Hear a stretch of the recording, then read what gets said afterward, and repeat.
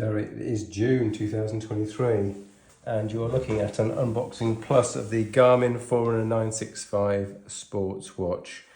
Now this packaging looks a little different to how I was expecting it. It's certainly not as posh as the Epix range, which I'm more used to. So what happens if I try and cut this bit here? Okay, the little stickers come off there. And oh, no, I do need to take both bits off. There you go. Right, okay.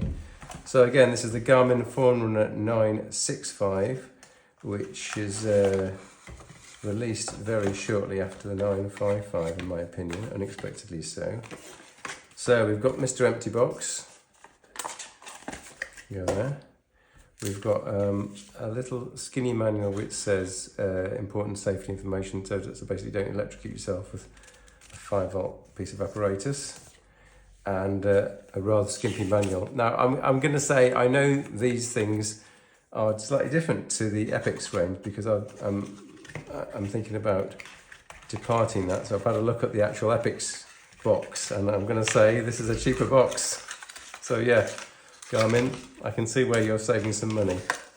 Okay, so we've got the standard Garmin charge cable and we've got the watch itself, which is, oh, it's so light.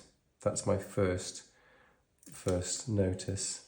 So this is really all there is to the unboxing, but I think from a commentary point of view, I wanted to go a little further. So in our athletic family, we have my partner who has a 955. This is the 965. And if you look between the two, you'll see they are pretty similar products on the face of it. But this has an OLED screen. So as you can see, this is the 955.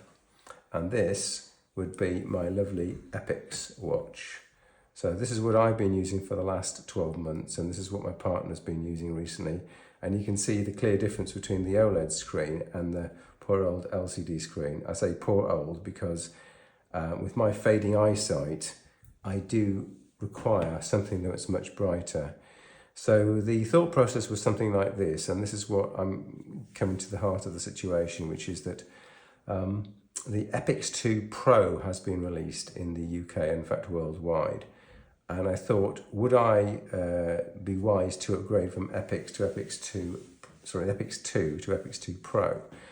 Now, this is an expensive watch. This was £700 when I got it, and the latest Epix 2 Pro is, I think, something like £830 retail, and there's no discounts that I can see anywhere. And that price escalates quite quickly if you want a sapphire screen, and you can even get it to £1,000 with the different sizes. So the Epix 2, which is this watch, and the Epix 2 Pro, I looked at the difference in specs, and I thought, for the Delta, you're not getting very much. Plus, of course, you won't be able to sell this for anything like the original buy price. And then just for fun, I thought I'd look at the Garmin 965. And to my extreme surprise, I found out that the 965 has a 1.4-inch screen. And that appears to have the same specification as the Epix 2 Pro size large. So the Epix 2 Pro size medium has the same screen resolution as this, and it's a lower resolution. And so I looked at the 965, and that has the larger 1.4-inch, not 1.3-inch screen with the higher resolution. I looked at all the specifications between 965 and Epix 2 Pro. And even though I do wear the Garmin watch 24/7 and do use it extensively, I probably do at least two activities each day, and sometimes up to about 5. I thought that for my purposes, the 965 is going to do just fine.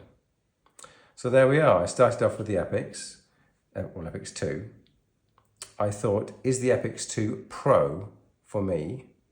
At the same time as having a look, I looked at the 965, and now I've come to the conclusion that the 965 is going to be the watch.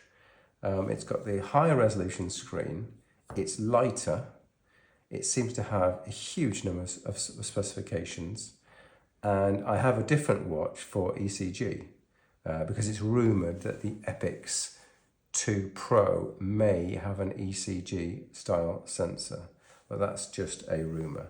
So this is why I'm thinking that the Garmin 965, this watch, is going to be, in fact, the successor to my Epix 2 watch. Okay, Darry, thank you for watching and listening.